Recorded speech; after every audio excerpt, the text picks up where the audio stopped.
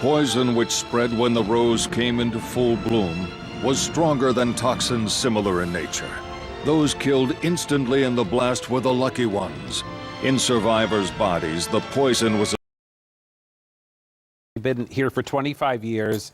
I've only been here 12, but I think of what the DNA have done.